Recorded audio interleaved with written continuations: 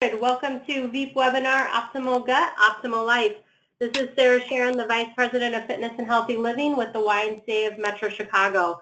I'm really excited about the series of VEEP webinars we have for you. Hopefully, if you were able to join the webinar last week, you learned about the time and energy problem and how the choices you make are about how much time commitment you can have with burning fat, and by changing your nutrition, you're able to burn more fat all day long, overcoming that time and energy barrier. Today we're going to learn about optimal gut, and we have President and Founder of VEEP, Joel Green, presenting today, as well as Marco Del Prince on the line, the Fitness and Wellness Director. I'm going to pass it over to you. Okay. Hey everybody, this is Joel Green, CEO and founder of VEEP Nutrition System. Thanks so much for your time today. You're going to really like what we cover today. Today we're going to be talking about what we consider to be an essential life skill, and that is getting control of the bacteria in your gut. So our agenda today is we're going to talk about getting control of what you actually desire to eat and how that's sort of where we have to start to make any change at all. We're going to go a little bit into how your gut controls everything and talk about some of the not only the benefits but also the disease states that we know now from new science. And then we're going to look at different ways to rewire your gut and different food patterns. Then we're going to have a little challenge between this week's webinar and next week's. So the first thing we come to is the fundamental problem, which is taking control and getting control of what you actually desire to eat, what you crave to eat. And I don't know if it's possible to respond in a little poll or the chat window, but just a question for the audience. Have you ever eaten perfectly during the day and you did everything perfect, and then at night your cravings kind of got out of control and you blew it? Has that ever happened to anybody in the audience? And if I don't know if it's possible, if it is, just hit yes in the little chat window. Yeah, you should have a question box in the bottom right and just type in there and we'll see it. Okay. So if that's happened to you, let's kind of dig into why that happens. One of the principal reasons why that happens, and this is kind of the big idea of this whole thing we're talking about today, and it's that your cravings do not actually belong to you. You just think they do. But new science tells us that the bugs in our gut essentially have hacked our nervous system, and they get us to feed them what they need to survive, whatever the dominant species is. And we just think it's us, but it's really them. And the neurochemistry of this is pretty fascinating stuff when you dive into it. I'm not going to go there today, but just suffice to know that the little bugs in our gut, their survival depends on getting the right kind of food. And so to ensure their survival, what they have done is they have been able to create signaling molecules that mimic our body's own neuroendocrine hormones. And then essentially what they do is they hijack signaling in the vagus nerve. And so if you ever had that happen at night where you ate perfectly during the day and then you blew it, what was going on was the dominant species in your gut, the one that is most prevalent, or the types that were most prevalent, basically you had made them hungry during the day and it was close to their bedtime and they were screaming to get you to feed them what they need to survive. And so you just thought it was you. And so they amp up the signals for cravings for sweets and blah, blah, blah, and you ate sweets and then you went to bed and you fed them and they went to bed and multiplied. So the new science tells us this is literally what's going on.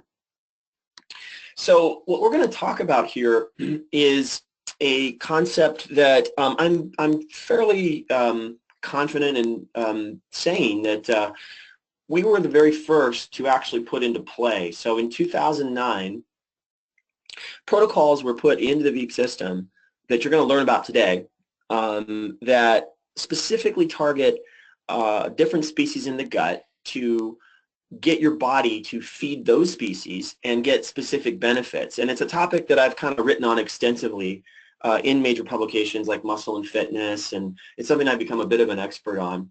And we were doing this way before anybody got wind of it, going back to 2009. And we're really at the forefront of how to do this. So some of the benefits that we can get by using foods to target specific species of bacteria in our gut, some of the benefits we can get is that we can completely rewire our cravings. We can completely just obliterate them. And you will talk to people who've done the VEEP system. You can go to the front and you can look at testimonials on our website of people that just talk about after 3-4 days their cravings are gone. And the reason that's happening is we're feeding the right species of bacteria in the gut, and so what we're doing is we're starving out the guys that want sugar. One of the interesting discoveries is that you can turn up fat metabolism. You can actually get your body to burn fat just by changing the species of bacteria out in the gut by simply feeding them what they need to survive. You can hack your feelings. You can actually change how you feel. You can turn on genes that do a number of positive things. You can turn down chronic inflammation. I'm going to show you how to do that today. I'm going to show you the master mechanism that controls that. And you can increase energy. In fact, I'm going to show you today just very specific patterns that if you did them all the way through dinner, you wouldn't be able to sleep. They're that powerful, and it's just by recolonizing the gut. In fact, the new science tells us that it's not one genome we have to think about, it's 3. It's the intersection of the genome of the bacteria in our gut with our own genome and the genome in our mitochondria. So there's really 3 genomes. So now the thing to consider here is what is the penalty or the price we pay if we don't pay attention to the species of bacteria in our gut? And it's really kind of scary. What we know now is that these very specific disease states correlate to the presence of certain types of bacteria in our gut. So colon cancer is a big one, and that directly correlates to the lack of certain species and the presence of others. Obesity straight up correlates to the types of bacteria in your gut. In fact, there have been experiments done transplanting the gut bacteria of lean subjects into obese subjects, and the obese subjects get lean. And there's a number of reasons why this is true. Autism correlates one-to-one to the presence of certain bacteria and arterial sclerosis. So this is not, this gets way beyond dieting here, and this gets into something far more important. It gets into really optimal health.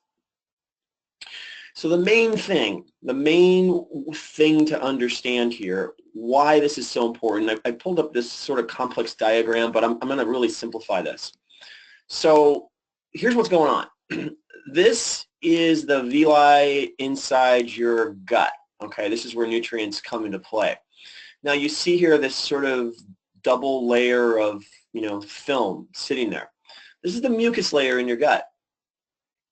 And you have an outer and you have an inner mucus layer. Now, when you have the right kind of bacteria in your gut, they help promote a healthy mucus layer. And what that mucus layer does, that inner mucus layer, is it protects you. It protects your body. Now, remember, we're talking about bacteria here. Bacteria can be good and they can be bad. People die from bacterial infections. So there are definitely types of bacteria that we want to keep out of the body that we get from our diet. And this inner layer protects it. Well, taking in too much sugar, taking in too many types of sugar, essentially starves out the good bacteria that produce the molecule butyrate that we need to keep this layer healthy. And so what happens is you see, if you can see my cursor here, you get this. So you get this mucosal layer worn down. And then when that gets worn down, it acts as an opportunity for some of these bad guys to slip through the lining of the gut, and they can enter our bloodstream. And once they do that, we've got all kinds of problems. You're going to have chronic immune states, you're going to get obesity, you're going to get everything. So this is kind of the problem. This is really like, this is the grandfather problem to everything else when we think about things like obesity or chronic inflammatory states. This is how it starts. And really it comes back to the right types of bacteria that produce this molecule. And as a result, you get a state that's an anti-inflammatory state and everything's healthy. And you get the complete opposite over here. So that's how important all this is. And what most people don't realize is the majority of Americans are actually walking around in this state and they don't know it. So getting a healthy mucosal layer in the gut through feeding the right types of bacteria isn't just a good idea, isn't just a diet strategy. It goes beyond that to get to optimal health, to really keep you free of disease states. And there's some great benefits as well if you do that. So you get all these benefits. So let's get to really the main idea here, that one of the essential skills that we teach in VEEP, and we had somebody last week comment that, hey, I just thought I was going to get a meal plan. Well, the problem with meal plans is that the plan doesn't survive. It's much more important to acquire skills. And so we're giving you, we're going to go into what you would call meal plans, particularly today. But I want to up the ante a little bit to get you guys to really consider that recolonizing your gut is an essential life skill. Learning how to feed the right bacteria in your gut on cue is an essential life skill to ultimately do everything you want to do. Remember in our last seminar we talked about the purpose of your body is to give you freedom. And over time the body feels like a prison. Well, chronic inflammatory states, which lead to all kinds of diseases, is one of the things that makes it a prison. So this is far more important than just diet here. This gets to your overall health and learning how to do this. And it's an essential skill that we teach in VEEP that no one else even talks about. So what I want to do right now is go into patterns that we can use food to feed the right species of bacteria in the gut. And it's really very simple, like in theory. So number one, we have to stop, all at the same time, we have to stop feeding the wrong bacteria the foods they need to live, and principally that's sugar. And then we have to increase foods that feed the right types of bacteria, primarily bifidobacteria. Now, bifidobacteria, to make this all really simple, bifidobacteria is, we have about 95% of our gut is bifidobacteria when we're born. And as we become adults, it gets down to about 5%. And as we see percentage points decrease to 4, 3, 2, and 1, we see disease states 1-to-1, obesity, cancer, and death. So keeping bifido levels healthy in the body 1-to-1 correlates with optimal health. So this is the basic idea for how we do this. Now let's look at specific patterns. Okay, so let's look at the raw materials, the base materials that we need to help the gut recolonize. In other words, we want to feed the right species of bacteria in our gut. We want to figure out what they eat. So there's kind of 3 groups of foods that they feed on. So the first is dark fruits, and the reason is that the color pigments, the phenols in those fruits, that's food for bifidobacteria. It eats that stuff, and it loves that stuff. So we're going to look at that in a second. The next category are resistant starches, starches that don't break down very easily. So these are found primarily in beans, but you can also find them in potatoes and other foods. And then ultimately it's veggies that snap and crack, so things like green beans, asparagus, broccoli. These are our basic raw materials to feed the gut. Now let's look at how we sequence these raw materials. First of all, there are a couple ways to skin this cat. Now I'm going to show you a couple different ways to do it. One is we can do it with fruits and not rely on vegetables. It's not quite as fast and it's not quite as aggressive for fat loss, but we get into issues. Some people have irritable bowel syndrome, and their guts are in such poor shape that when they eat veggies that feed the gut, they get a lot of bloating and stomach cramps because they really don't have what they need to break those down. And so we're going to give you a couple ways to do this.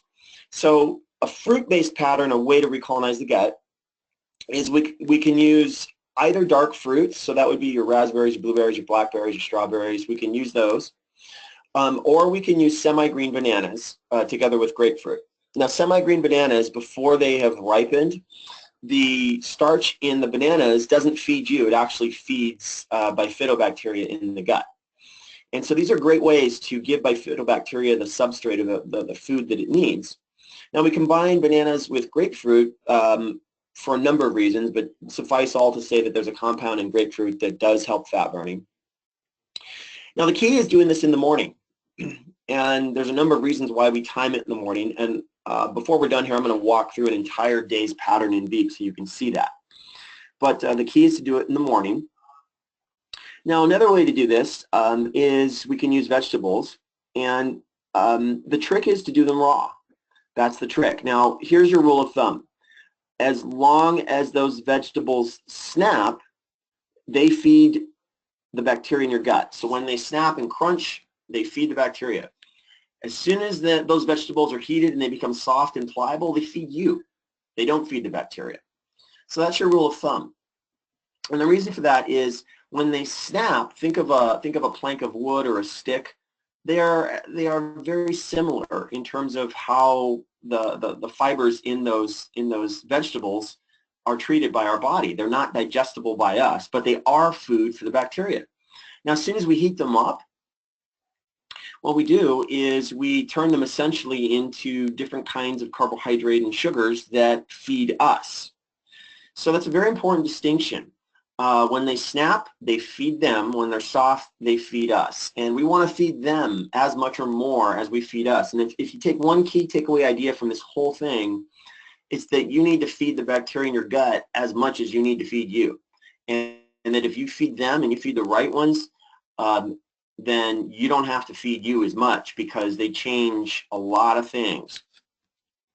So now crunchy vegetables are the most potent way to get there, but we do have some people with a sensitivity. So what we recommend is that you start slow. You keep your portion sizes a little smaller if you notice any bloating or cramping or anything like that. It typically affects people that kind of have some form of IBS and don't know it.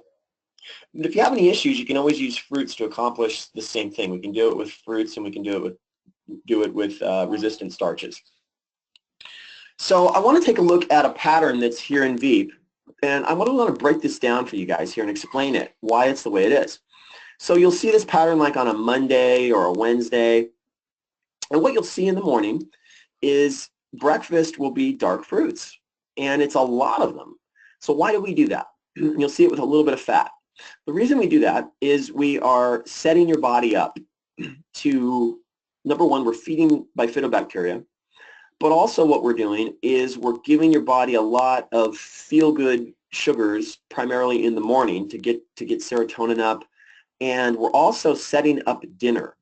So a critical idea that you learn in the VEEP system is that if you want to eat aggressive at dinner for fat loss, you have to set it up in the morning, and that's why so often people will eat perfect during the day and they blow it because they didn't set dinner up. But what we're doing here is we're actually setting dinner up by feeding the right bacteria in the morning. By feeding these bacteria, the wrong bacteria, we kind of kill them off during the day so they don't scream as loud at night. Now, you'll notice lunch that we're going to beans. We're having chili. So we're kind of following that pattern that we saw using the different types of foods, dark fruits, resistant starches. We're following that pattern here. So we're doing chili. Now, chili is great for fat loss. It's been proven to be that way. One quick thing here, too, is notice the timing of the snack meal right before lunch. It's about a half hour before. That's what's called a preload. You'll learn about that in VEEP, but the timing is very critical. And what this does is a number of different things. And folks, just so you know, the nutrition that's in here is so well put together that we've done so much of the thinking for you that these patterns are just really like almost as perfect as you can get. I mean, this is really aggressive functional nutrition here. Now notice dinner. Dinner, we're going for we've got some cabbage, we've got asparagus, and those are raw. So we're going at night with heavy cruciferous, and we're going with cabbage. We're going raw when it's the cruciferous.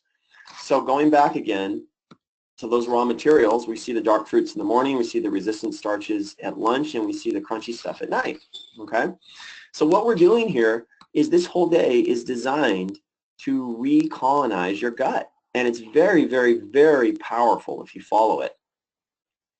Now, notice that we don't do this every day, and there's a lot of reasons why we don't do that every day.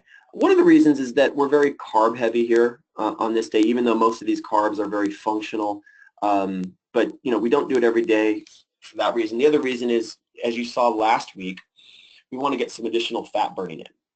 But so this is one pattern that you'll notice in the system, progressing from fruits to resistant starches, beans. You can use garbanzos, pintos, and then to raw and cruciferous at night. Now, one thing to note about beans or any kind of resistant starch, the more you let it cool, the more resistant the starch is. So it's there's diets out there using potatoes where people get really lean. And it's because of all the resistant starch in potatoes, contrary to what we think.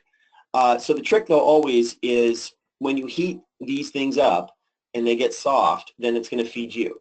But if you let them cool, so where they get a little harder, then they feed the bacteria in your gut. And that's also true of beans when you're using that. Okay. So, but this pattern here is designed to be very powerful to recolonize the gut, and it's a pattern that you'll see in the VEEP system, and that's why it's there. Now, you can get the same thing done by simply repeating fruits for breakfast and lunch, and I've even done it for dinner, although I don't recommend that.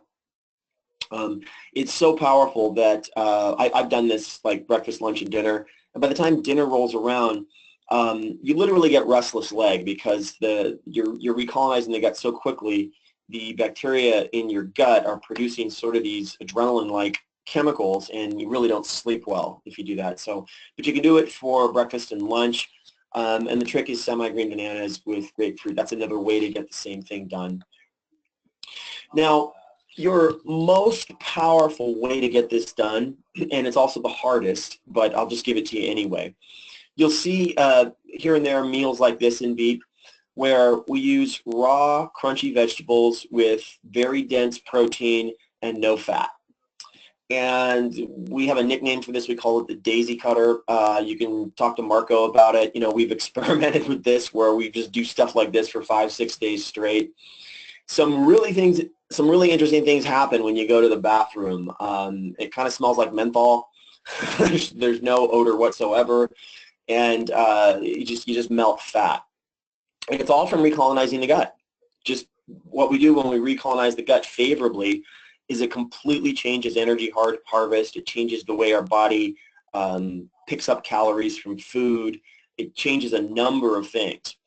But again, this is very aggressive here. In the live functional VEEP program that you guys use, we don't put it in all the time. It's just here and there as kind of an extra kicker. But we have literally done stuff like this just internally where we'll do stuff like this for 3, 4, 5, 6, 7 days on end, and it's incredibly powerful in terms of recolonizing the gut. So want to have a little challenge here between now and next week, and that's let's see how far we can get and the effects we get. Now, I can tell you, having done this lots and lots of times, that it takes about 3 days, and once the gut gets recolonized, you notice your cravings go away, you notice your energy goes up, you notice all these things. So let's have a little 1-week challenge here for those of you on the program. So next week we can kind of get some feedback. So it's really simple. You want to have lots of crunchy veggies raw. You want to cut the sugar out, keep your fat low, which is all done for you in the program. We're going to add in dark fruits, semi-green bananas, add those in for breakfast, and just if you'll focus on this for a week, you will definitely recolonize the gut. And so let's what we'd like to do is just have a 1-week challenge and then collect your feedback and your stories next week. Now again, if you notice that you're having you're eating green beans, you're doing it raw, and you're getting crampy, then then start real slow. Don't eat a ton, and you can rely more on the fruits. So that's this week's lesson, and I hope that there's a lot of good information that you take with you from this. Again, learning to recolonize your gut, it is an essential life skill. Now, we're going to take this so far in the program that literally what you do is you begin doing it just whenever you have sugar. Like, and then what this does is it gives you the freedom to have sugar. Like, you'll be able to have that treat, and then you just know that you've got to feed the right bacteria after you have that treat, and so you'll learn when to do it. And by just becoming and waking up to this and becoming aware of it, it's transformative in your life. Number one, it frees you to eat what you want if you feel like it, but you know how to reset the biochemical switches by recolonizing your gut. And once again, that's an essential life skill. So I think we can open it up to questions now. Marco, if you want to add anything, feel free as well. No, thank you, Joel. No, I think that pretty powerful, transformative stuff. I think, and I really hope everyone on this line is starting to understand and come to terms with that. This is about as far from another diet that you're considering trying as anything that you have tried before. This is transformative from a learning aspect, from a skill acquisition aspect, and really these are pivotal skill sets that you need to understand and learn. So I think Joel did a nice job of laying it out for everyone, and we'd love to field some questions if anything came up during the presentation. Sarah, I'm not sure if you can see any on your end, but if they have, please let us know. Yeah, so if you guys have any questions, just type them in the question box in the bottom right, and we'll answer them here in live time. Right now, we don't have any up. And also, if no one has any questions, I think it would be very helpful, especially on our end, so we know that we're servicing you the best way that we can. Please submit a review on what you thought of this presentation from a 1 to 10 scale. 10 being, you blew my mind, I didn't even know what recolonizing your gut even meant before this, but now I have skill sets of which I can apply, and this is pretty transformative. And obviously, on the lower number scale, if you feel that we need to up the ante a bit for next week. So feel free to please submit at least minimally, if you don't have a question, a review on this presentation, because we're here to serve you. So we have 2 questions. One is, so if you're recommending that if you cook vegetables, should you let them cool first? Yes, it's better to do them raw, but if you want to steam them, then steam them lightly and then just let them cool. When they cool, they recongeal into resistant starch. And a follow-up to that, it says, if asparagus is lightly cooked but still a bit crunchy, how does that work? It's just less. So the amount of crunch, just think of it as a linear scale. Crunchiest feeds them, kind of a little bit crunchy, a little bit soft, feeds them and feeds you, and then really soft just feeds you. Great. And then we have a question, how does soda pop affect this? That's a really interesting question. If you're talking like regular soda pop, probably the single worst thing you can do in the universe of anything you can do is horrible. And it's just so many reasons why that's true. Never mind demineralizing your bones from the acid load and all that, but it's just the sugar load. The sugar load just hits the small intestine right away, or gets in the gut, hits and just feeds. So looking at this screen, all the guys that do this, that take this mucus layer to 0, just feeds them. They just explode. And I didn't get into like some of the consequences of this, but let me just give you an idea of what happens. So once these little guys get through the gut, they become what's called a macrophage, a bacterial invader. And what they do is they swim down your bloodstream, and then they find fat cells, and then they penetrate those fat cells. And then what they do once they're in there is they cause a 4-alarm fire within that cell. So your fat cells have stem cells. And normally those stem cells in your fat cells are there to make other fat cells. But once these guys get inside, what they do is they cause those stem cells to say, we can't become a fat cell, we've got to become an immune cell. And so they disturb, perturb, and disrupt the fat cells themselves, so that they're kind of this abnormal fat cell that's in a chronically inflamed state. And then what happens over time is you get a mass of fat that really doesn't operate like normal fat cells. It operates like disease tissue, and it's inflamed, and it causes all kinds of insulin issues, and really obesity, and it all comes from this. Great. Joel, To add, I'm sorry, Sarah, to add to that, Joel, maybe a follow-up comment. Do you feel that by recolonizing your gut, cravings for such a common, drink like soda pop would be greatly diminished? Yeah, it goes away completely. What you'll notice is that you're going to crave, and this is part of our little test next week, folks. You are going to crave whatever the dominant species of bacteria in your gut craves, okay? So how you know when you've really done a good job is when you start craving, like as much as you crave sugar, when you start craving like salads and veggies and all that stuff, like you have one and it's just it's so satisfying, it's because you recolonized your gut. And the dominant species of gut bacteria in your gut, the bifidobacteria and all the butyrate producers, are saying, we need food, and we need you to feed us what we need, and we're going to hijack your brain. And the same thing happens in reverse. When it's all of the bacteria that feed on sugar, they're saying, we need food, and we need you to feed us, and we're going to hijack your brain. It works the same way either way. Mark and I have both personally done the what we call the daisy cutter, where we do the dense protein with mounds of raw, crunchy, green beans and things like that, no fat for several days on end. And at the end of that, there's some, I don't know, Marco, you want to comment on that?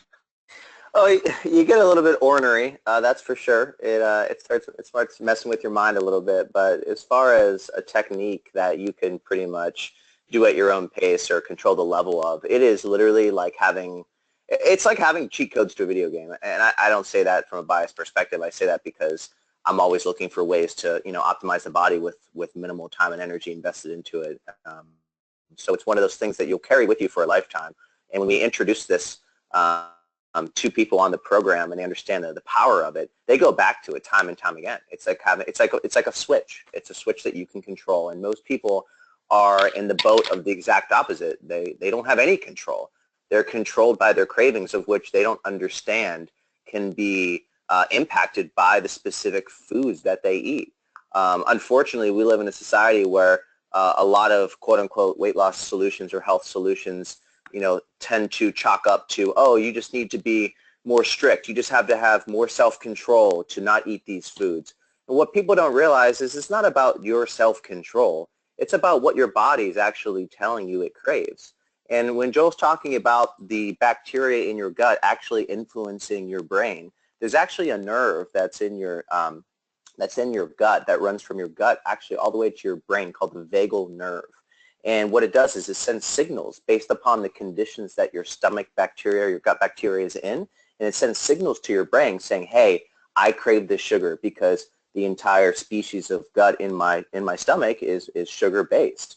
So hopefully we're opening you up to the truth of what's going on in your body. And when you can start understanding this, although I will admit sometimes it gets a little bit technical, but I think Joel's done a good job of breaking it down for you. It's life-changing. It's absolutely life-changing. So hopefully that you folks feel the same way. And again, what you're going to learn in VEEP, as you progress through the lessons, that we spend quite a bit of time talking about offsetting things. And, the idea that offsetting is a key skill in life. And so one of the reasons, like, when we, hang out with people and go out and eat, and, the VEEP guys are eating the bread rolls and all this stuff, and people don't get it. They're like, I don't get that. How do you do that? How do you stay lean? It's because what they don't see is when we get home is that we're recolonizing the gut. We're doing things before we go to bed that balance out the equation. So we fed the bad guys some sugar. We know that we need to take in foods that are going to feed the good guys so things don't get out of control. It's those simple things that don't take time, but they're switch-based. It's like switches, like Marco said, and you literally learn there's a dial, a knob, and a switch, and you just learn how to deal with it. Any other questions, Sarah? Oh, yeah, we've got a lot. So we have 2 questions on sugar, so I'm going to give you both of them. One is, when you say no sugar, what about natural sugars in the berries or fruits? And then we also had a question about what about honey? Is that considered a bad sugar or a good sugar? So here's the thing. The words that we use define how we think about things. So I want to give you guys a new word that helps us think about things a little better. So the first word is acellular carbohydrate, and the next word is cellular carbohydrate, okay? And what these do is help us understand how different these things are. So cellular carbohydrates are carbohydrates with their intact cell wall, with the natural fibers that come with those cells. And the thing is, you really can't think of them as the components that we think of. So, you know, we think of like fruits. What about the sugars in the fruit? Well, the answer to your question is you really can't think of the sugar in isolation because it's a complete food. So when you add in the cell wall, all the enzymes, the fibers, all those things, they were all meant to work together as one thing. And the effect on the body is profoundly different from when we do this thing that we do, this voodoo that we do, where we take essentially a carbohydrate, we pull it out of the food that it was in, we strip all the fiber out, we strip all the enzymes out, we isolate it, we concentrate it, and we get this thing called sucrose or sugar. And then we get that thing. That thing has no, that's an acellular carbohydrate, meaning it has no cell, it has no fiber, it has nothing. It's just essentially a drug. That's what it is. And that has no analog in the natural world. The only analog you get to is honey, and honey is profoundly different. Honey actually has a very strong impact on the gut and on the bacterial balance in the body that is profoundly beneficial. And it's for a number of reasons. We could do a whole seminar on honey and why it's so different. But suffice to say, honey actually helps blood sugar metabolism. So the answer to your question is that these foods in their whole state, you can't think of them in isolation as sugars, you know, or carbs. They are, when carbohydrates are bound to fiber, in all the world, whenever we see carbohydrate, with just maybe one or two exceptions, it's always bound to fiber, always. The fiber does a number of things. It slows the release from the gut. It does a bunch of things. And so what you'll learn later in future lessons here is that by adding these foods before a meal, things like dark fruits, we actually decrease the body's sugar response. We increase the calories and decrease the sugar response. It's really incredible. And it's because those foods are a whole, and that whole has a function, and it works all together. Great. And then there's whey protein that shows up a few times. So the question is, how do you use the whey protein? Well, we use whey protein as a tool. Whey protein is very functional. It does a number of things. One of the things it does is it helps blood sugar balance. It decreases hunger. It increases serotonin, increases feel good. So you'll notice that we use whey protein a lot. We'll use it in the morning, or we'll use it before a meal. And usually it's leading up to the evening. So what we're trying to do is trying to get serotonin levels up. So the body feels really good. You feel good. You feel positive. What happens during the day a lot is you deal with a lot of stress. You come home and you medicate on carbohydrates. So we time whey protein as a functional food, giving it to you earlier during the day and doing it before meals. And it has a number of effects. You eat less at the next meal. It helps raise serotonin levels, so you don't eat as much in the evening. And that's kind of the way to think of whey protein. It's a very powerful functional tool. And just to clarify, we're speaking whey protein in terms of like a whey protein powder that you can get at your health food store. And when you see it in VEEP, oftentimes you'll just see maybe like a scoop of it on your plate in a combination with maybe some fruit. So obviously when you read the details to the actual meal, you just add it to 14 to 16 ounces of water, turn it into a shake, or there's also a couple cool meals in VEEP where you add it to a food like Greek yogurt. If you have a really good flavored whey protein powder and high quality Greek yogurt, like a Fage Greek yogurt, and you mix them two together, it turns into like a sweet battery substance that is one of those go-to healthy meals that can even satisfy your sweet tooth. So you'll see those in the VEEP program. And you'll find that in VEEP. There's so many like nuggets in VEEP. Like we could make an entire program just selling that. It is incredible what that does by adding whey protein to Greek yogurt. I could go on for an hour. It obliterates hunger, obliterates fat, It's incredible. Makes you feel completely full. The trick is to find a really good tasting whey protein. And there's a question on age for eating this way. Is this type of eating recommended for children? And if so, what age would be optimal, or is there an age that is detrimental? Yeah, I mean, yeah, you know, the thing with, particularly with children, there's this idea of metabolic programming in that the foods that you eat actually act as external gene triggers, gene activators. And what you're doing is you're reprogramming your DNA literally by the foods you eat. And early in life, you can hardwire the body for obesity. You can do that by taking in so many of the foods that stimulate the wrong bacterial genome that makes it very difficult later in life to control your weight. So, you know, I would say this is actually sooner is better, because what you're doing is a lot of early metabolic programming in life. And what you'll notice with kids particularly is a lot of them are addicted to sugar drinks. They're addicted to Gatorade. They're addicted to, they have to have their feel-good hit of sugar drinks. And when you recolonize their gut, they stop that. They just get right off it. So I would say with kids, it's especially important. Great. And there are a few questions on hydration. So there's a question on how does hydration affect gut health? Is it possible to drink too much water? And then there's a question on, do caffeinated beverages affect gut bacteria? And how does coffee fit into this plan? Yeah, so you can definitely drink too much water.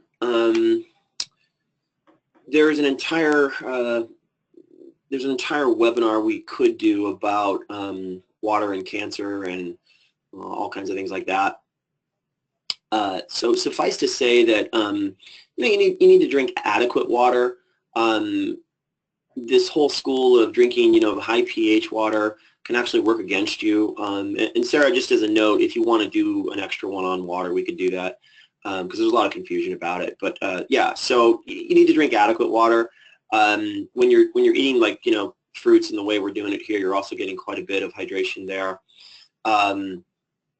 Coffee, despite being vilified, has a lot of really great benefits. So coffee has a place and a role and a time. Coffee is a natural, what's called AMP-K activator. It activates the youth switch in the body. So the best place for coffee is on the days where we have that extended fat burning session by eating fats. Coffee there is really good. Really good, because you're not giving the body any sugar, you're not giving it stuff to raise blood sugar. So if you have coffee kind of black, or you could even use a little bit of cream, then it's really functional in a lot of ways. Great. And would you say that goes for all caffeine? Because there's a question, can you comment on caffeine in general? Yeah, caffeic acid, you know, it's a phenol. There's a lot of benefits from it. I mean, we back in 2007, I bought the meta review of all the studies that have ever been done on that and reviewed it. And the net of it really is that it's actually very beneficial in a number of ways. That, in fact, I'll try and dig up, I think we did a post on the VEEP Facebook site a couple of years back about benefits of coffee. I'll try and dig that up and forward it to you, Sarah. But so here's the thing. There's a lot of benefits to it.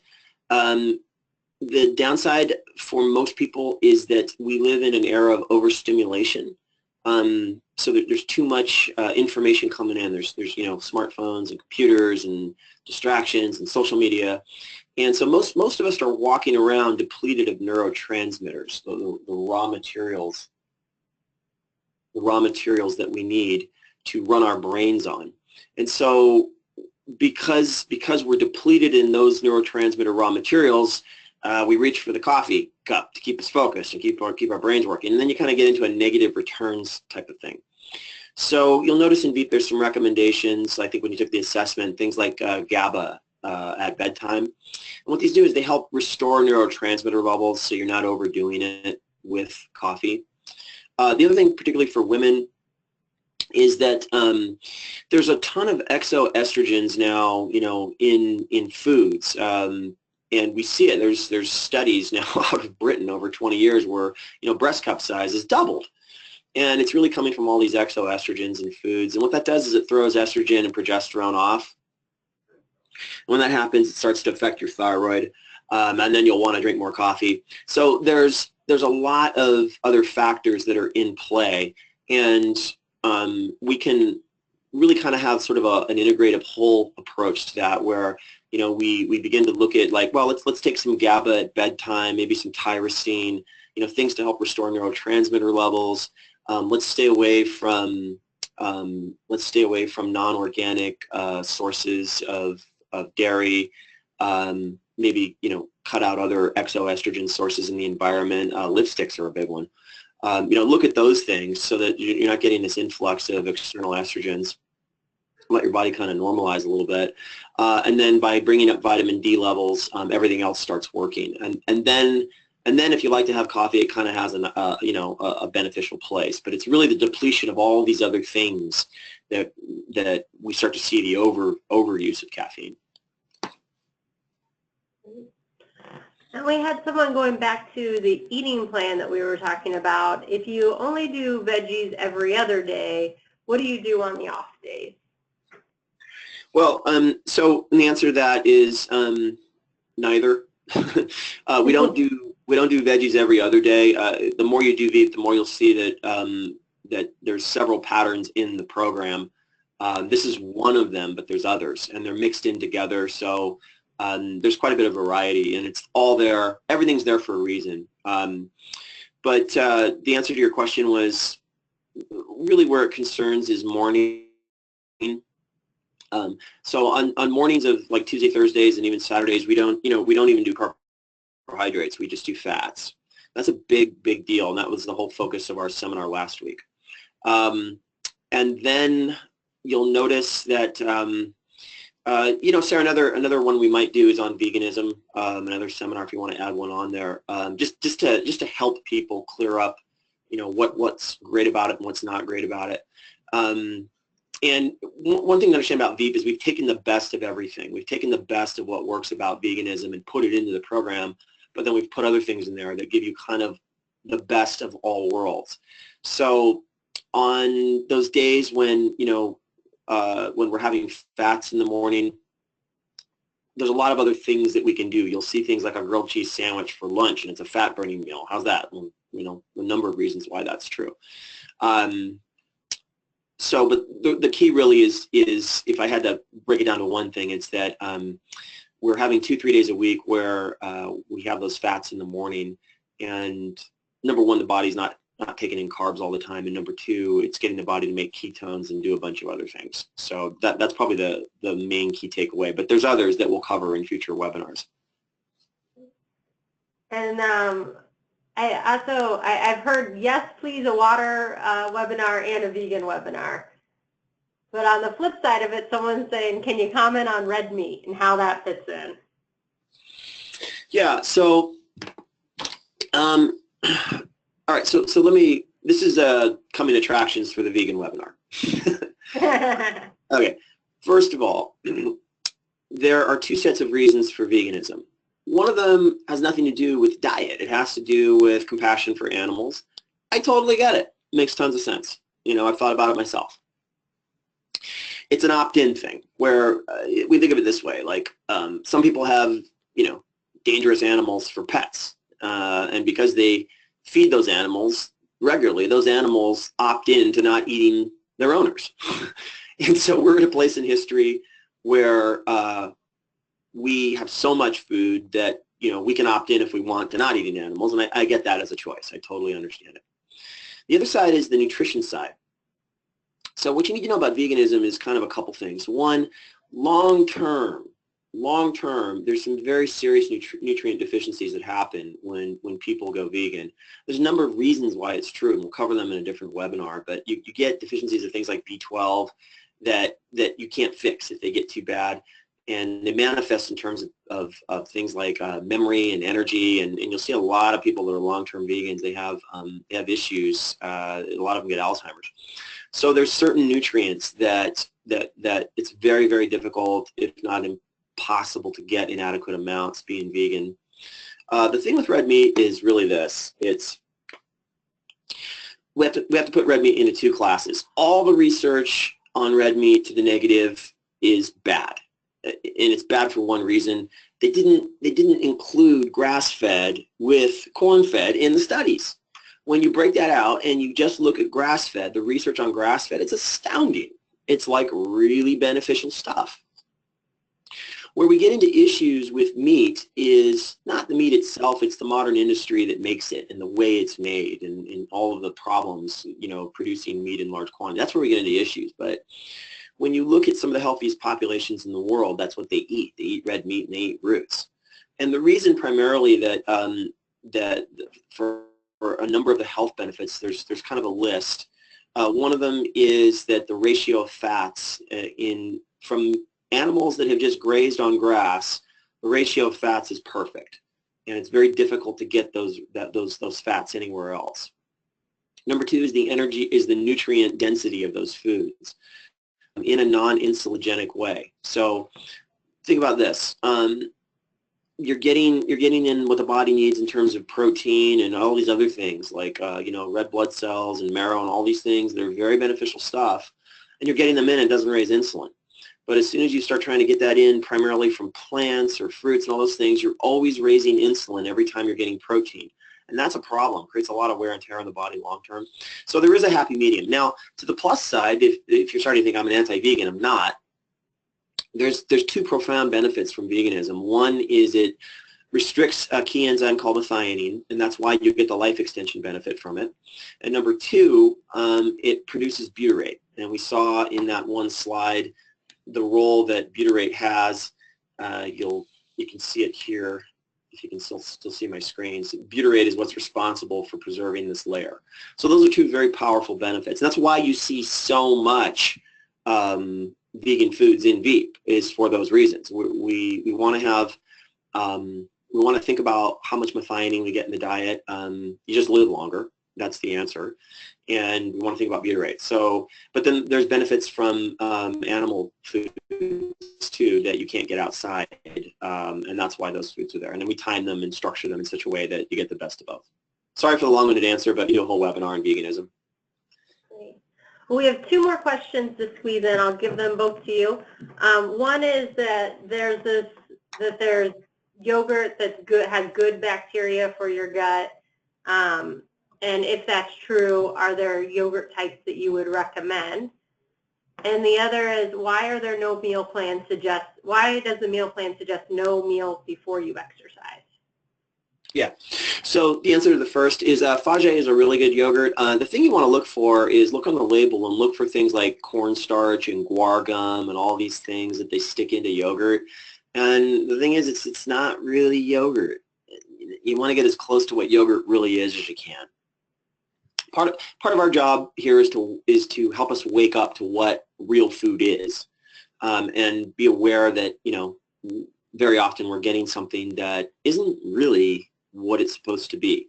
So definitely look on the label for those types of things, those fillers that are in. You know, you'll even see things like organic Greek yogurts, but you look on the label and there's all these fillers, there's guar gum and, you know, cornstarch and all these different kinds of things they add into it. So we like Fage for that reason. The answer with respect to exercise and not eating gets to, I'll just make it really simple. It helps you live longer and stay younger longer. That's the primary reason, but you also burn fat and get some other benefits from it. Great.